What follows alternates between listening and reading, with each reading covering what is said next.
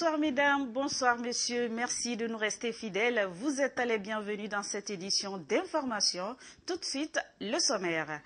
L'Union européenne est préoccupée par le non-achèvement de la transition dans le cadre du suivi de l'article 96 de l'accord de Cotonou. Une mission de l'organisation est en séjour à Conakry. Deux groupes de gangs qui semaient la terreur dans les quartiers de Conakry et environ sont aux arrêts. C'est un coup de filet réussi de l'escadron mobile numéro 4 de Matoto. C'est tout pour le sommaire. Bienvenue à tous. Une mission de l'Union européenne est à Conakry. C'est dans le cadre du suivi de l'article 96 de l'accord de Cotonou. Elle a entamé son séjour de travail ce matin par une visite protocolaire au ministre des Affaires étrangères. Puis elle s'est entretenue avec le Premier ministre chef du gouvernement. Compte rendu, Aboubacar Condé. Dans l'article 96 de l'accord de Cotonou, l'Union européenne s'engage à poursuivre un dialogue politique régulier avec les autorités guinéennes, notamment sur les droits de l'homme, les principes démocratiques et l'état de droit, ainsi que les réformes dans le domaine de la bonne gouvernance. Justement, c'est pour évaluer tous ces éléments sur le terrain qu'une mission de l'institution européenne séjourne actuellement en Guinée. La délégation a été reçue par le Premier ministre chef du gouvernement. Je suis le chef de cette mission qui vient de l'Union européenne pour voir le progrès qu'a fait votre pays dans ses réformes, notamment démocratiques, dans le dialogue politique. Vous savez qu'on a suspendu une partie de notre coopération il y a un peu plus d'un an. Et pour que certaines choses puissent avancer, nous revenons de temps en temps pour discuter. Nous maintenons une grosse partie de la coopération sur le terrain, mais on se tient prêt à aider dans l'avancée des élections, le dialogue politique.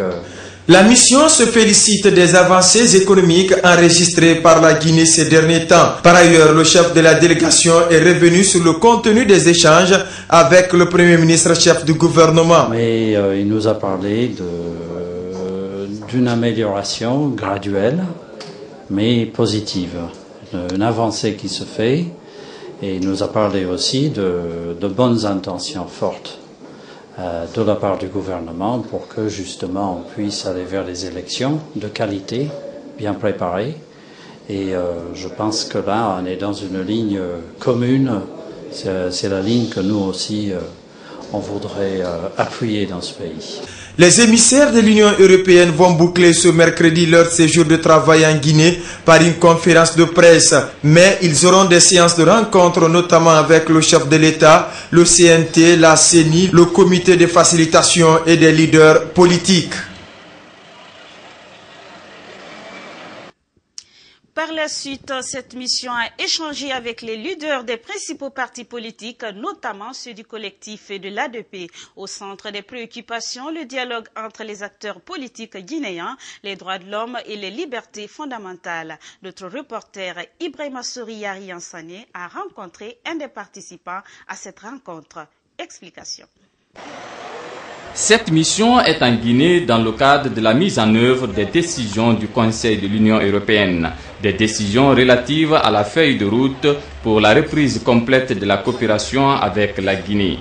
En rencontrant l'opposition, notamment l'ADP et le collectif, il s'agissait pour la mission de s'enquérir de l'évolution dans les domaines du respect des droits de l'homme, des principes démocratiques et de l'établissement d'un véritable état de droit en Guinée. Et à cette occasion, l'opposition guinéenne a exprimé son souhait de voir la Guinée renouer sa coopération avec la communauté internationale, indique Aboubacar Silla.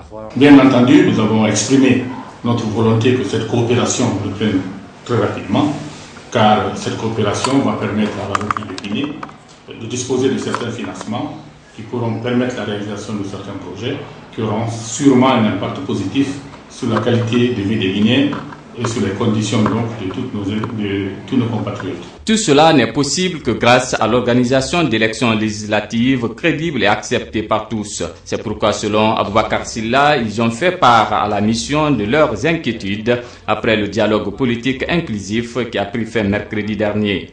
Et donc, dans ce cadre, nous avons présenté quelle était notre position et les arguments qui la soutenaient en ce qui concerne la restructuration de la CENI, en ce qui concerne le problème des fichiers et aussi la question de la dissolution des conseils communaux qui constituent les 3 points importants sur lesquels il n'y a pas eu de consensus.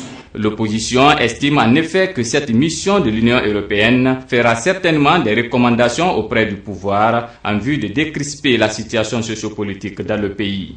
Et nous espérons que cette mission va faire des recommandations au gouvernement guinéen à son terme et que ces recommandations vont être prises en considération. Car ce qui est en jeu ici, c'est l'amélioration de la situation des droits de l'homme dans notre pays, le respect des principes démocratiques et les efforts soutenus que nous devons faire, toute classe politique confondue, pour améliorer l'état de droit dans notre pays. En séjour depuis lundi à Conakry, la mission rencontrera les autres forces politiques du pays, la société civile, puis le chef de l'État avant de faire ses conclusions.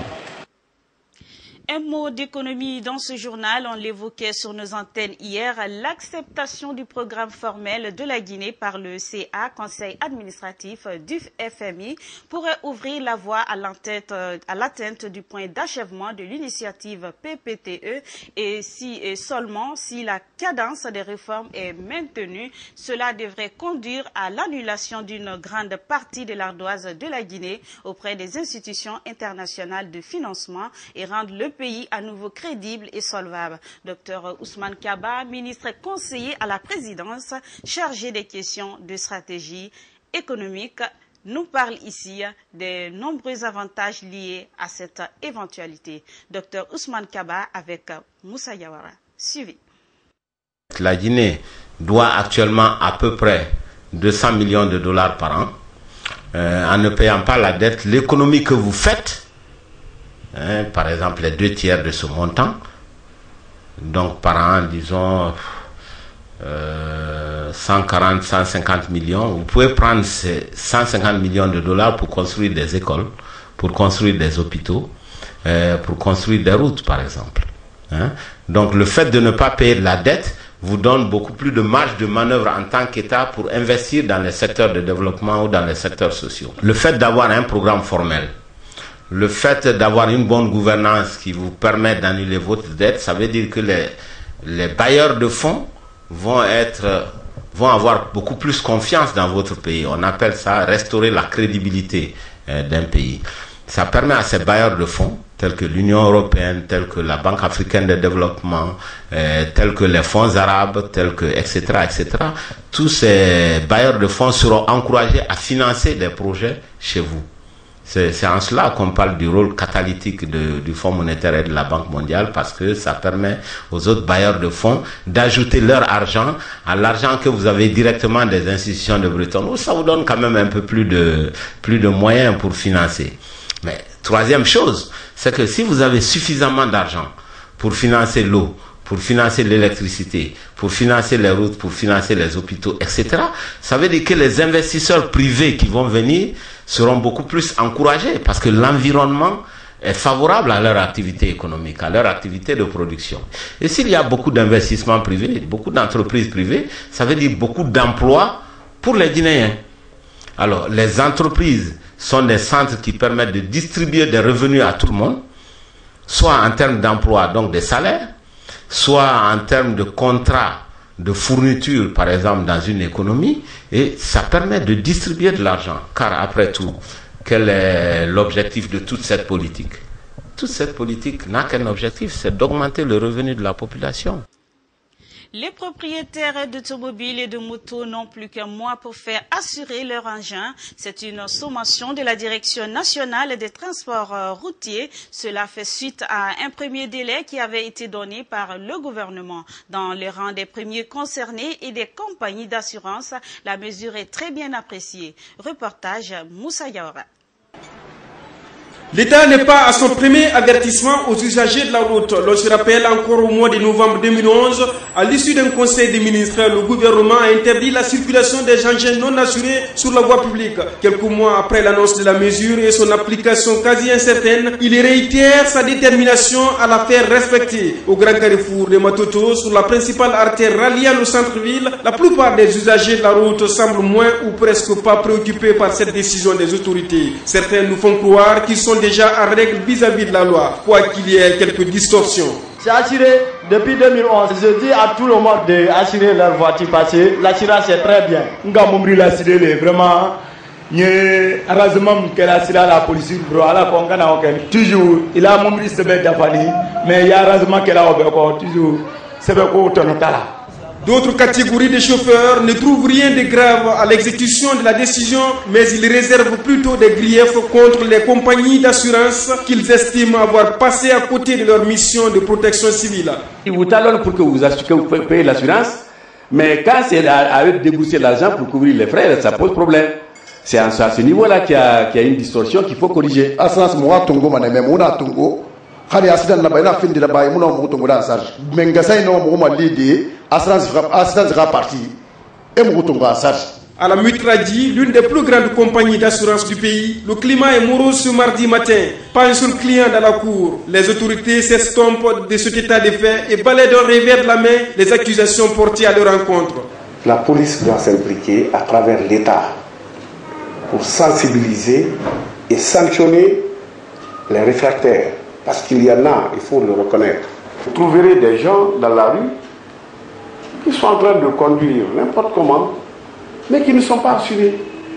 Alors que nul n'a le droit de mettre un engin à moteur sur la voie publique s'il n'est pas couvert par une police d'assurance. Il faudrait bien que l'État s'implique beaucoup pour qu'il y ait l'affluence au sein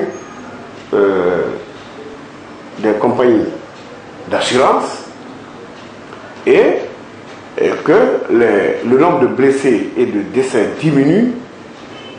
Franchement, au niveau de nos hôpitaux, ça pourrait amener un soulagement pour l'État lui-même aussi.